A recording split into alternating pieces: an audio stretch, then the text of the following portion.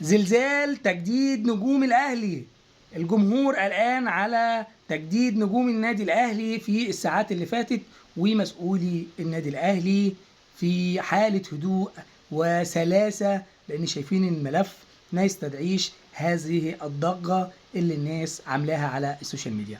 تفاصيل تجديد عقود الرباعي بالكامل هحكيها لحضراتكم سريعا. النادي الأهلي حدد سقف التعاقدات ب 35 مليون جنيه سنويا، 25 مليون راتب أساسي و10 مليون امتيازات متغيرة حسب تحقيق البطولات في الموسم اللي جاي، وكمان في عقد إعلاني أقصى رقم هيوصل له أفضل لاعب في الفرقة 15 مليون جنيه، عشان يكون أقصى رقم يحصل عليه أي لاعب داخل النادي الأهلي هو 50 مليون جنيه. وده العرض الأخير اللي قدمه النادي الأهلي للاعيبته قبل ما يسافروا إلى إسبانيا، واداهم مهلة للتفكير، وقال لهم في أي وقت أي لاعب عايز يجدد يقول أنا عايز أجدد. العقود جاهزة ومتصاغة وكل البنود واضحة وفقا للشروط اللي وضعها إدارة النادي الأهلي.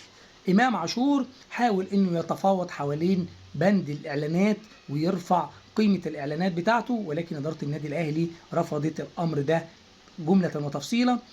كمان إمام حاول إن النادي الأهلي يتحمل عمولة الوكيل بتاعه أو عمولة والده، ولكن النادي الأهلي رفض الفكرة أيضا وقدم عرضه النهائي لإمام عاشور، ونفس الأمر ينطبق على مصطفى شوبير. دول اللي هياخدوا الفئة المتميزة داخل إدارة النادي الأهلي اللي هيوصل فيها الراتب أو الامتيازات المالية إلى 50 مليون جنيه. أما ياسر إبراهيم ومحمد هاني فالنادي الأهلي قدم لهم عرض أقل شوية وصل إلى 30 مليون جنيه و 5 مليون جنيه اعلانات، ولكن اللعيبه شايفه ان ممكن ياخدوا افضل من كده، ففي مرحله مفاوضات موجوده، خصوصا ان ياسر ابراهيم جاله عرض سعودي يصل في راتبه الى ما يوازي 75 مليون جنيه.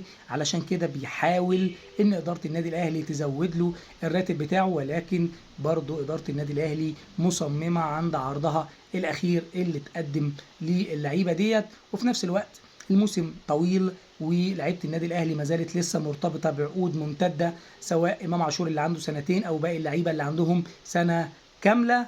الاهلي ما عندوش اي قلق او خوف من تجديد عقود لاعبيه، ولكن كان عايز ينجز الملف ده قبل معسكر الاعداد او بالتحديد قبل انطلاق الموسم، علشان يفرض حاله من الاستقرار والهدوء على الفريق ويقفل ملف الاحتراف والتجديد، علشان اللعيبه تبقى مركزه بكامل تفكيرها في الموسم اللي جاي اللي الاهلي بينافس فيه على كل البطولات بعد اخفاق الموسم اللي فات. ان شاء الله خلال الايام اللي جايه هنسمع اخبار كويسه عن تجديد بعض اللاعبين، حتى لو في معسكر اسبانيا هنسمع اخبار التجديد في الايام اللي جايه. ما تقلقوش، ملف التجديد في النادي الاهلي بيطبخ على نار هاديه.